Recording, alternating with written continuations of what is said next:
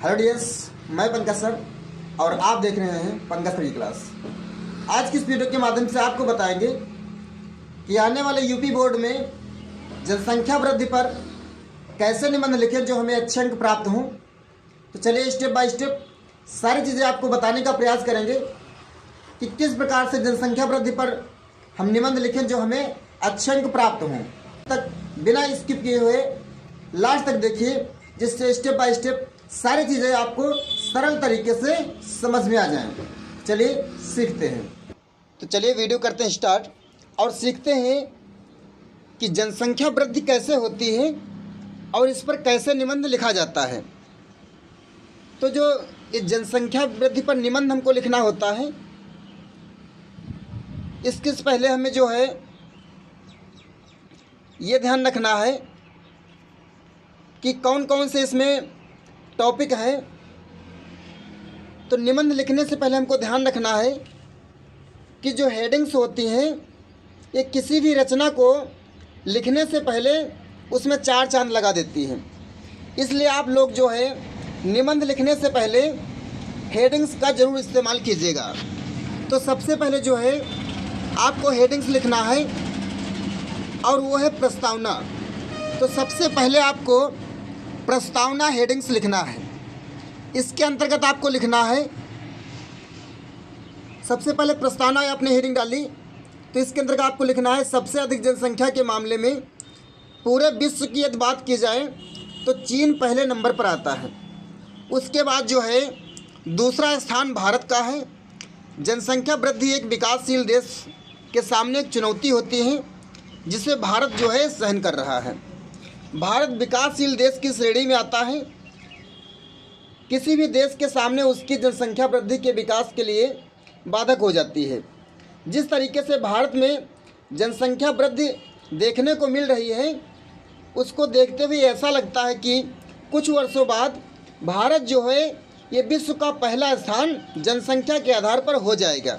जिससे होगा क्या, वृद्धि के कारण देश में बेरोजगारी बढ़ेगी, भुखमरी बढ़ेगी, गरीबी बढ़ेगी और भ्रष्टाचार जैसी अन्य समस्याएं पैदा हो सकती हैं। ये सारी चीज़ें जनसंख्या के कारण होंगी। अब दूसरे का आपको हेडिंग डालनी है जनसंख्या वृद्धि के कारण, अर्थात जनसंख्या वृद्धि जो है किस कारण के होती है। तो इसका आपको रीज़न बताना है। तो पहला आपको रीज़न लिखना है जनसंख्या वृद्धि क्यों होती है, तो इसके ऊपर आपको लिखना है। तो जनसंख्या वृद्धि हेडिंग डालना है, फिर आपको लिखना है जनसंख्या वृद्धि के कारण अर्थात क्यों होती है। तो इसके अंतर्गत आपको लिखना है जनसंख्या वृद्धि के कई कारण हो सकते हैं। लोग परिवार नियोजन के बारे में बिल्कुल भी नहीं सोचते हैं। उनको गर्भ निरोधक औषध एवं स्वास्थ्य संबंधी जानकारी नहीं हो पाती है।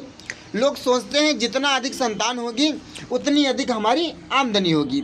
ये लोग सोचते हैं, सुख सुविधा ढूंढते हैं और वो सोचते हैं कि आगे चल कर के हमारे पुत्र पुत्री हमको सहारा देंगे। बट अधिकांश संतान होगी तो अधिक कमाई करेंगे, लेकिन इसके विपरीत अधिक संतान के खर्च में भी अधिक व्यय होता है। अर्थात जब अधिक संतान होगी तो खर्चा भी अधिक होगा, जिससे बेरोजगारी बढ़ेगी, गरीबी बढ़ेगी, ये सारी चीज़ें, तो उनका जीवन यापन कठिन हो जाता है। ऐसे अनेक कारण होते हैं जिनको संक्षेप में नीचे हम बताने का प्रयास करते हैं। तो नंबर 1 पर है अशिक्षा। जब लोग ज़्यादा संतान पैदा करेंगे तो अशिक्षित हो जाएंगे। जैसे अब एक आदमी है, इस आदमी के 4 संतानें हैं और इसकी एक दिन की कमाई 200 रुपया है, तो ये 4 बच्चों को कैसे पढ़ा पाएगा। तो जब पढ़ा नहीं पाएगा तो इसका परिवार कैसा होगा, अशिक्षित होगा। इसलिए इसका परिवार अशिक्षित हो जाएगा। तो पहला कारण है अशिक्षा, मतलब पहला जो है उससे होने वाला नुकसान क्या है, अशिक्षा। यदि जनसंख्या बढ़ेगी तो अशिक्षा भी बढ़ जाएगी। दूसरा है बाल विवाह। तो आप बाल विवाह हेडिंग डाल करके इसके अंतर्गत भी थोड़ा वो लिख सकते हो कि जब बच्चों का छोटे पर विवाह कर दिया जाता है, आपको नीचे बताने का प्रयास करता हूँ। जैसे ये एक लड़की है, अब ये पढ़ना चाहती है और बचपन में इसकी शादी कर दी गई, तो ये जो है जब बचपन में इसकी शादी कर दी गई तो ये क्या पढ़ पाएगी, नहीं ना। तो ये अशिक्षित रहेगी और जब अशिक्षा आएगी तो गरीबी आएगी। आप लोग देखिए, नींद में सो रहे बच्चों का कर दिया गया बाल विवाह। अब ये इतनी छोटी लड़की है, इस टाइम अगर जो इसका विवाह कर दिया जाएगा तो सोचो बेरोजगारी बढ़ेगी कि नहीं बढ़ेगी, कॉमन बात है। तो इस प्रकार से जो है बेरोजगारी बढ़ने का अर्थात जनसंख्या बढ़ने का कारण है बाल विवाह। अगर जो बाल विवाह हो रहा है तो जनसंख्या ऑटोमेटिक बढ़ेगी और भारत में बेरोजगारी बढ़ेगी, अशिक्षा बढ़ेगी, इसलिए बाल विवाह को रोकना चाहिए। दूसरा है सामाजिक दबाव, अर्थात भारत में जो है सामाजिक दबाव के कारण लोग जल्दी विवाह लोगों का कर देते हैं, अपने बेटियों का जल्दी विवाह कर देते हैं क्योंकि उनके ऊपर प्रेशर डाला जाता है। नेक्स्ट है मृत्यु दर में कमी। अगला है रूढ़िवादी विचारधारा, बढ़ती जन्म दर, पुत्र मोह, जीवन प्रत्याशा में वृद्धि, बढ़ती हुई आप्रवासन। तो इस प्रकार से ये सारे जो है जनसंख्या वृद्धि से होने वाले नुकसान हैं। यह जनसंख्या बढ़ेगी तो अशिक्षा बढ़ेगी, बाल विवाह होगा तो जनसंख्या बढ़ेगी, सामाजिक दबाव होगा तो जनसंख्या बढ़ेगी, इसलिए इन सारी चीज़ों का परित्याग करना चाहिए। अब यहाँ पर आप लोग देखिए, ये लड़का पढ़ने की उम्र में घूम रहा और गांव की दशा कैसी कंडीशन, आप लोग देख सकते हो कि इस गांव की कंडीशन कितनी ख़राब है। तो इस प्रकार से अशिक्षित जो परिवार होगा, अशिक्षित जो गांव होगा, उसका कभी विकास नहीं हो पाएगा और जिस गांव का विकास नहीं होगा उस देश का विकास नहीं हो पाएगा। यहाँ पर आप लोग देखिए कि कितने बच्चे, एक परिवार में यदि एक पुत्र अर्थात जब पुत्र लाभ किया जाता है तो अशिक्षित परिवारों में होता क्या है कि पुत्र लाभ के लिए ये नहीं देखते कि हमारे कितने पुत्र हो रहे हैं, अर्थात यदि लड़की का जन्म हुआ है तो 4 लड़की तो हो गई हैं, तो ये नहीं देखते हैं कि अब संतान मेरी बढ़ रही हैं, कैसे इसको खिलाएंगे, कैसे पिलाएंगे, कैसे इनकी शिक्षा पर जोर देंगे, बट क्या ध्यान दिया जा रहा है कि इनके जो है संतान उत्पन्न नहीं हो रही, पुत्र की प्राप्ति नहीं हो रही है। चलिए आगे हेडिंग डालेंगे कि अर्थात जनसंख्या वृद्धि से दुष्परिणाम क्या हो सकते हैं, इससे होने वाला कुप्रभाव क्या है, इससे होने वाला नुकसान क्या है। तो आपको हेडिंग डालना है जनसंख्या वृद्धि से होने वाले कुप्रभाव या नुकसान। तो इसके अंतर्गत आपको लिखना है जनसंख्या वृद्धि के कई दुष्प्रभाव देखने को मिल रहे हैं। जनसंख्या वृद्धि में पर्यावरण पर बहुत बड़ा प्रभाव पड़ता है। अब पर्यावरण पर कैसे प्रभाव पड़ता है, क्योंकि जनसंख्या जब ज़्यादा होगी तो खेती करने वाली जो ज़मीन है वो कम पड़ेगी, इसलिए जहाँ पर बाग बगीचे पेड़ पौधे हैं उनको नष्ट किया जाएगा और उसकी जगह पर खेती की जाएगी। तो जनसंख्या वृद्धि से जो पर्यावरण, जो हमारा इन्वायरमेंट है, उसमें नुकसान होने वाला है। इसलिए जो जनसंख्या वृद्धि का कारण है तो सबसे पहला प्रभाव किस पर पड़ता है, हमारे इन्वायरमेंट पर पड़ता है, हमारे पर्यावरण पर पड़ता है। और यदि पर्यावरण पर प्रभाव पड़ेगा तो मानव का जीवन नष्ट हो जाएगा। चलिए आगे देखते हैं, और जो कि भविष्य के लिए बहुत हानिकारक होता है। जनसंख्या वृद्धि होने से लोग मूलभूत सुविधाओं के लिए अधिकाधिक जल, भोजन, वायु आदि का इस्तेमाल करते हैं, जो कि भविष्य के लिए खतरा है। जनसंख्या वृद्धि होने के लोगों को मूलभूत सुविधाएं जैसे जल, भोजन, चिकित्सा, शिक्षा आदि पर्याप्त नहीं मिल पाते हैं। अस्पतालों में मरीजों की लाइन लग जाती है। जब मरीजों की जनसंख्या बढ़ेगी, जो सुख सुविधाएं लेने वाले ज़्यादा होंगे, किंतु सुख सुविधाएं तो सीमित हैं।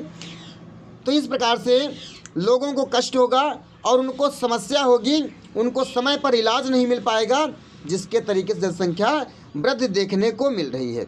इस हिसाब से लोगों की आवश्यकताओं की पूर्ति नहीं हो सकती है। जनसंख्या वृद्धि के कारण देश में गरीबी है, भुखमरी की समस्या देखने को मिलती है। देश में आज भी बहुत से लोग गरीबी रेखा के नीचे जीवन यापन निर्वाह कर रहे हैं। ऐसे में देश में आर्थिक विकास की धीमी जो है क्या पड़ गई है, विकास की दर जो है वो धीमी पड़ गई है। ये जनसंख्या वृद्धि दर को नहीं रोका गया तो देश के जो विकासशील हमारा देश है ये विकसित कभी नहीं हो पाएगा, यह बाधक साबित हो जाएगी और देश कभी भी विकसित की श्रेणी में नहीं आ पाएगा। भारत आज भी विकासशील देश की श्रेणी में आता है। जनसंख्या वृद्धि तेजी से होने से पृथ्वी पर उपलब्ध जो सीमित मात्रा में संसाधन है, जो साधन है, वह अत्यधिक दोहन होने के भविष्य के लिए खतरा है। इस हिसाब से जनसंख्या वृद्धि पर देखने को मिली तो हमारी आगामी पीढ़ियों के लिए जल है, हवा है, भोजन है, शिक्षा है, चिकित्सा है आदि नहीं मिल पाएगी और लोग गरीब से और गरीब होते चले जाएंगे। इसका उदाहरण आप लोग देख पा रहे हो कि पेट्रोल इस समय कितना महंगा है। ये केवल और केवल जनसंख्या वृद्धि का कारण है, बढ़ रही है। तो नेक्स्ट आपको हेडिंग डालना है, जनसंख्या वृद्धि को नियंत्रित करने के कौन कौन से उपाय हैं, अर्थात जनसंख्या वृद्धि को हम कैसे रोक पाएंगे, क्या इसके वृद्धि को नियंत्रित करने के उपाय हैं, किस प्रकार से इसको हम रोक पाएंगे। तो आपको लिखना है हेडिंग में, जनसंख्या वृद्धि को रोकने के उपाय, क्या क्या इसके उपाय हैं। तो चलिए देखते हैं। जनसंख्या वृद्धि को रोकने के लिए हम सभी लोगों को परिवार नियोजन के बारे में जागरूक होना चाहिए। मतलब हम दो हमारे दो, ये नहीं कि कई बच्चे हो गए हैं और उसके बावजूद भी बच्चों की इच्छा है, तो ऐसे में जो है जनसंख्या वृद्धि होगी। जब जनसंख्या वृद्धि होगी तो भारत कभी विकसित देश नहीं बन पाएगा। लोगों को अच्छी शिक्षा दिलानी चाहिए और लोगों को जागरूक करना चाहिए कि संतान पर प्रतिबिंब होना चाहिए, संतान को कम से कम पैदा करना चाहिए। लोगों को अधिक संतान पैदा करने पर सरकारी योजनाओं से वंचित कर देना चाहिए। यदि जिसके दो या दो से ज़्यादा, मतलब दो से जिसके ज़्यादा संतानें हैं तो उसको सरकारी योजनाओं से दखल कर देना चाहिए और उनके ऊपर क्या करना चाहिए, जुर्माना आरोपित कर देना चाहिए, जिससे कि जनसंख्या को नियंत्रित करने में सरकार जो है सफल साबित हो सके। न्यूनतम विवाह की मतलब आयु है वो निर्धारित होनी चाहिए। उससे पहले जो है विवाह, जो बाल विवाह हो रहे हैं उसको ख़त्म कर देना चाहिए। फिर चाहे मतलब सरकार के द्वारा हो या सामाजिक तौर के रूप में हो। सरकार यदि उसको बाधित करती है, जैसे दहेज प्रथा है, बाल विवाह प्रथा है, तो सरकार तो इसको कानूनन अपराध है, बट समाज इसको मान्य किए हुए है। इसलिए हमारा भारत देश विकासशील रह गया है, विकसित नहीं कभी हो पाएगा। ये विकसित ना होने का कारण यही है कि सामाजिक में जो रूढ़ियाँ हैं, ये गलत रूढ़ियाँ फैली हुई हैं और इससे संबंधित कठोर जो कानून का प्रावधान होना चाहिए जिससे बाल विवाह को रोका जा सके। जनसंख्या वृद्धि का सबसे मेन कारण है वो क्या है, बाल विवाह है। चलिए अगले हेडिंग आपको डालना है उपसंहार। उपसंहार अर्थात निष्कर्ष। हम ये सारी चीज़ों को किस निष्कर्ष के नतीजे कहेंगे, तो आपको हेडिंग डालना है निष्कर्ष। अर्थात आप निष्कर्ष में क्या लिखेंगे तो ये चीज़ देखेंगे। तो जो निष्कर्ष हैं उसको हम इस प्रकार से लिख सकते हैं, किस प्रकार हम देखते हैं, या इसको ऐसे कहा जा सकता है, अंत में कहा जा सकता है कि बढ़ती जनसंख्या को, अर्थात जो बढ़ती हुई जनसंख्या है देश के भविष्य के लिए एक चिंता का विषय बन गई है। जिस हिसाब से जनसंख्या वृद्धि हो रही है उस हिसाब से लोगों को सुख सुविधाएं भविष्य में दे पाना बहुत मुश्किल की बात है। जब तक लोग परिवार नियोजन एवं जनसंख्या नियंत्रण को नहीं समझेंगे तब तक जनसंख्या वृद्धि पर अंकुश पाना मुश्किल है। हर जो प्रयास है उसको संभव करना चाहिए जिससे पृथ्वी और हमारा पर्यावरण दोनों बचेगा। और अंत में आप इन सारी हेडिंगों का उपसंहार से अंत करेंगे। तो इस हिसाब से मैंने आपको बताया बहुत ही छोटे तरीके से कि जनसंख्या वृद्धि पर आप कैसे निबंध लिख सकते हो। तो सबसे पहले आपको प्रस्तावना लिखना है। प्रस्तावना के बाद जो है आप इन हेडिंगों का प्रयोग कर सकते हैं, जैसे अशिक्षा है, बाल विवाह है, सामाजिक दबाव है, मृत्यु दर में कमी है। तो ये सारी चीज़ें आप जो है हेडिंग के तौर पर उसके लिखिए और इनको थोड़ा अपने मन से विचार करके अपने हिसाब से थोड़ा बहुत बढ़ा चढ़ा करके लिखिए, जिससे आपके अच्छे अंक प्राप्त हो जाएंगे। तो आशा करता हूँ ये वीडियो आपकी समझ में आया होगा। यदि वीडियो आया है समझ तो वीडियो को कीजिएगा लाइक, चैनल को कीजिएगा सब्सक्राइब, ताकि ऐसे ही आने वाली वीडियो की नोटिफिकेशन आपको बिल्कुल टाइम पर मिल जाए।